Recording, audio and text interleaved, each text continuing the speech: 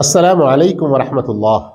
الحمد للہ والصلاة والسلام علی رسول اللہ، اما بعد۔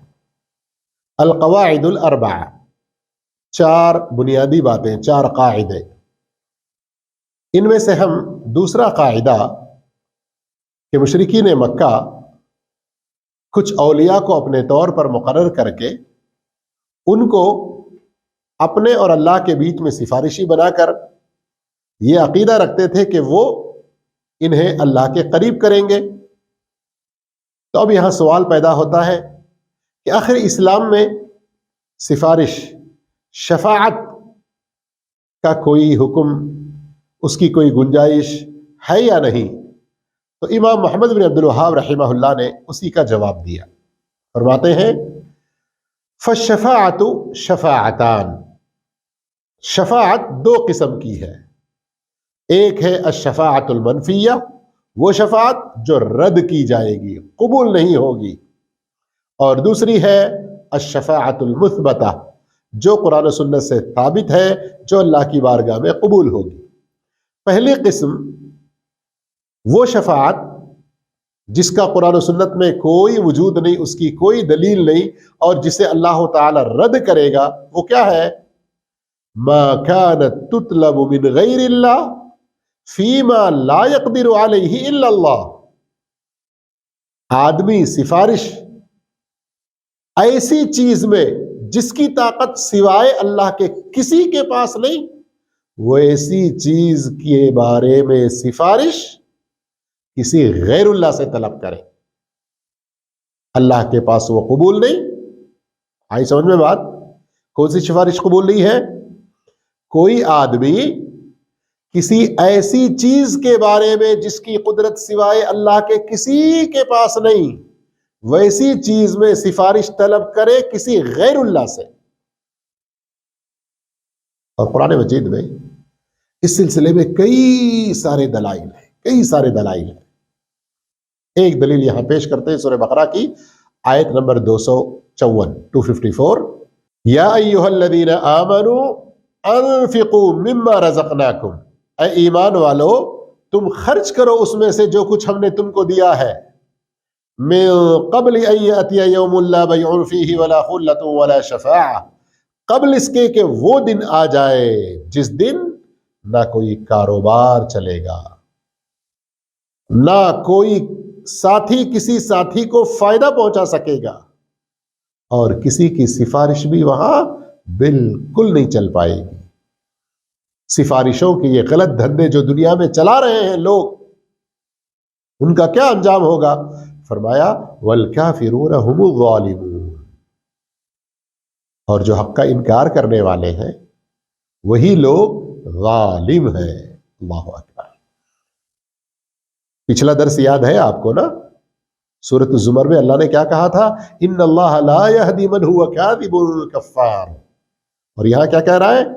سفارش کے ایسے غلط طریقے جو اپنا لیتے ہیں، وہ اللہ نے جو صحیح طریقہ رکھا ہے اس کا انکار کر رہے ہیں، اور ایسے لوگ ظالموں میں سے ہو جائیں گے۔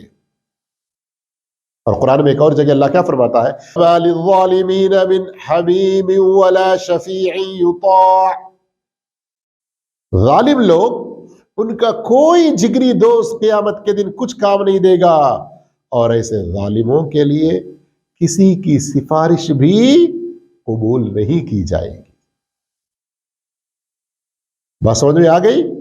تو دنیا میں کسی کو ہم اپنا سفارشی بنا کر اس سے سفارش طلب کرنا، اس کو خوش کرنے کے لیے اس کے پاس کچھ نذرانے پیش کرنا، یا عبادت کی کچھ قسمیں اس کے پاس ادا کرنا، یہی عین شرک و کفر ہے جو پچھلی قومیں بھی کیا کرتی تھی، اور اللہ رب العالمین نے سختی سے ان کو اس سے روکا ہے۔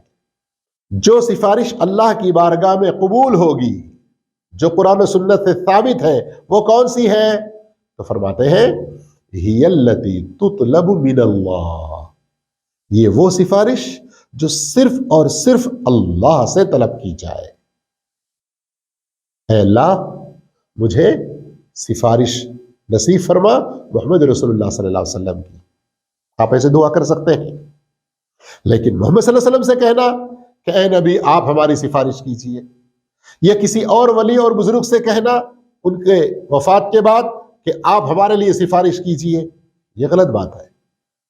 لیکن سفارش کس سے طلب کی جائے گی؟ صرف اور صرف اللہ سے۔ قرآن مجید میں اس سلسلے میں بہت واضح احکامات موجود ہیں۔ آئیے امام محمد بن عبد الوہاب رحمہ اللہ اس سلسلے میں کیا فرماتے ہیں، بات پوری سن کر آگے اس کی شرح سمجھنے کی کوشش کریں گے۔ فرماتے ہیں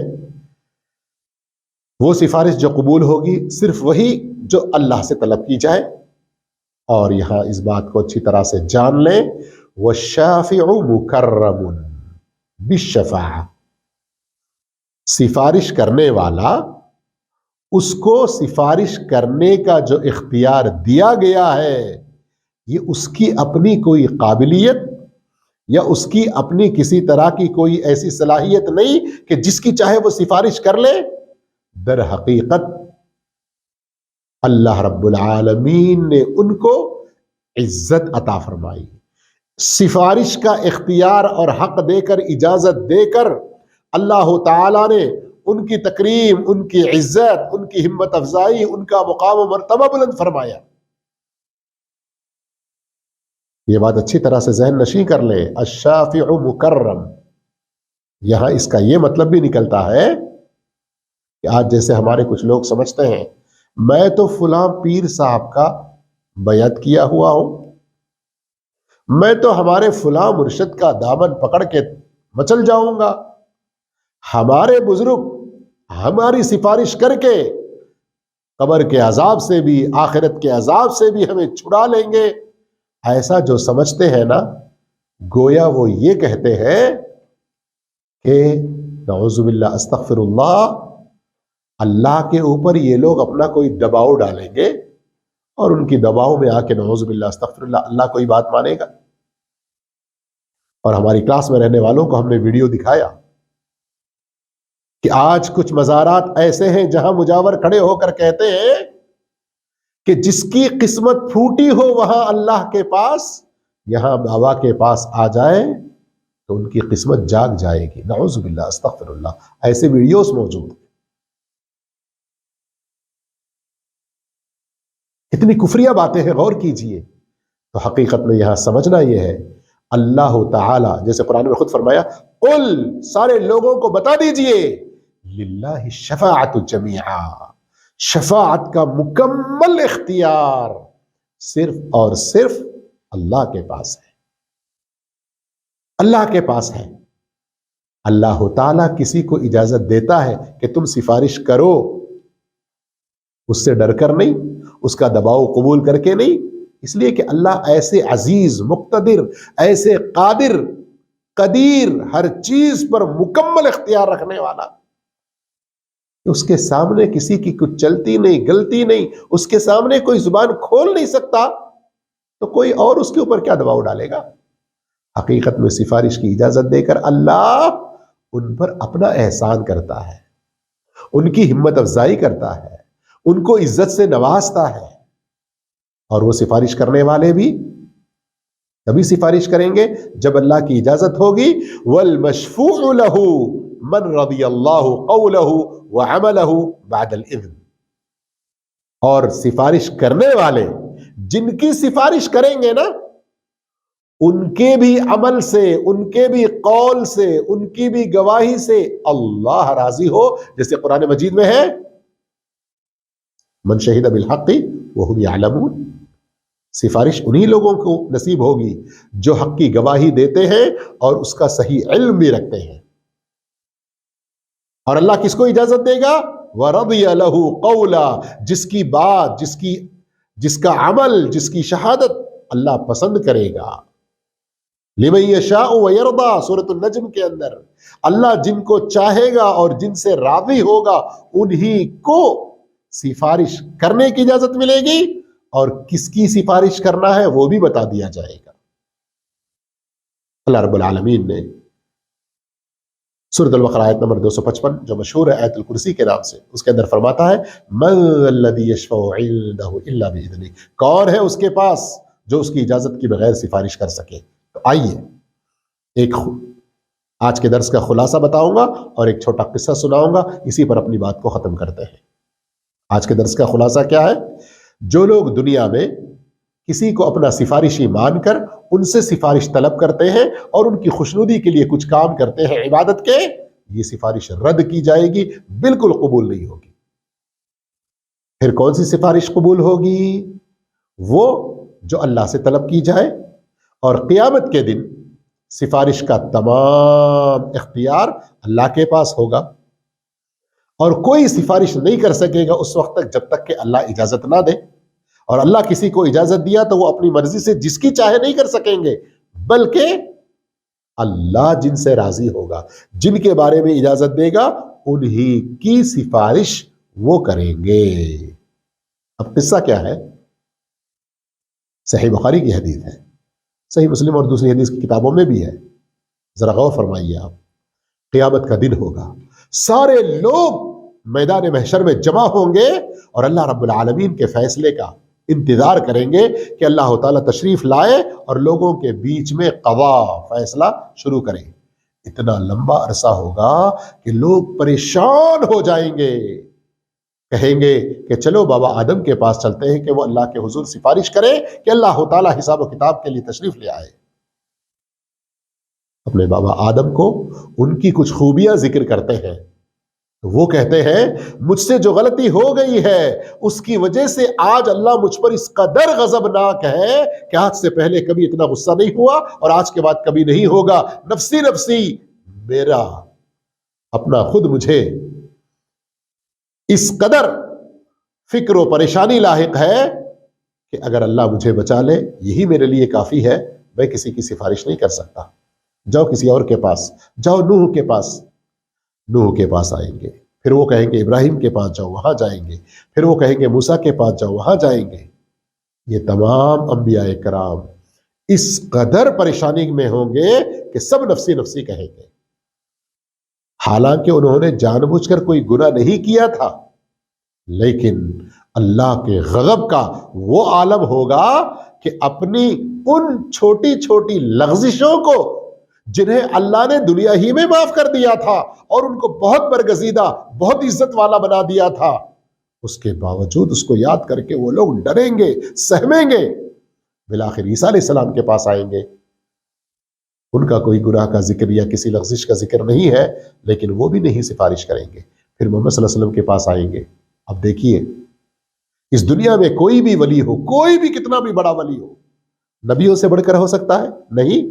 جب نبیوں کے خوف کا یہ عالم ہے اور دوسرے لوگوں کی کیا بات ہے؟ پھر کس کا سہارا، پھر کس کا دامن، کس کی سفارش کیا چل سکتی ہے؟ ذرا اندازہ لگائیں۔ آپ کہتے ہیں کہ محمد صلی اللہ علیہ وسلم کو تو ملے گی نا، لیکن دیکھیے اسی حدیث کے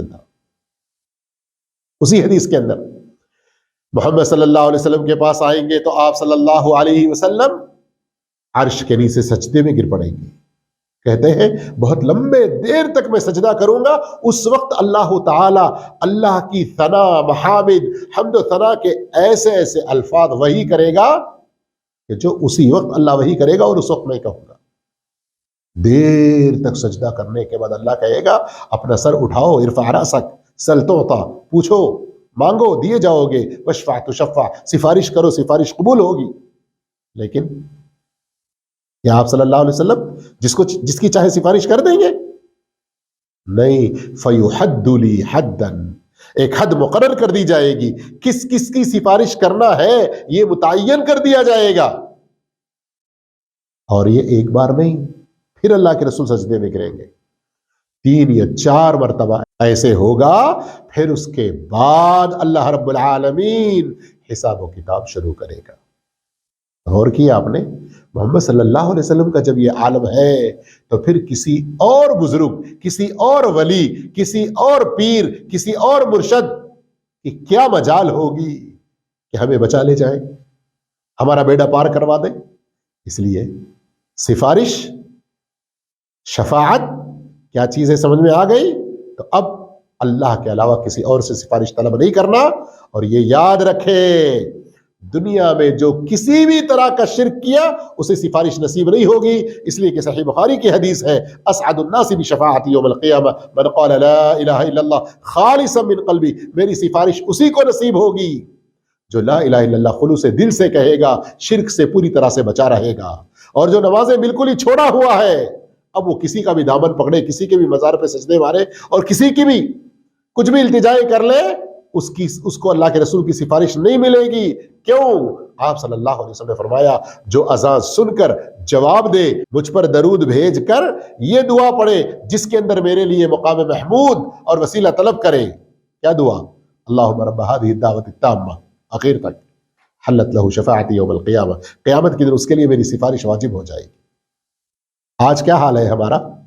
توحید میں کچے ہیں، نبی کی اتباع میں پیچھے ہیں، نمازوں میں تو بالکل، کتنی ساری مسجدیں ویران، مسلمان نمازوں میں کہاں ہوتے ہیں، کتنے ہوتے ہیں آپ کو پتہ ہی ہے، اور پھر ہم ایسی ہی جھوٹی امیدیں رکھیں۔ اور قرآن سے ہمارا رشتہ کیسا ہے؟ جبکہ قرآن بھی قیامت کے دن سفارش کرنے والا ہوگا۔ سفارش قیامت کے دن نصیب ہوگی موحدین کو، نمازیوں کو، اس لیے آگے بڑھیں اور سفارش کے بارے میں صحیح عقیدہ رکھیں۔ اللہ تعالی ہم تمام کو نیک توفیق عطا فرمائے۔ والسلام علیکم ورحمۃ اللہ وبرکاتہ۔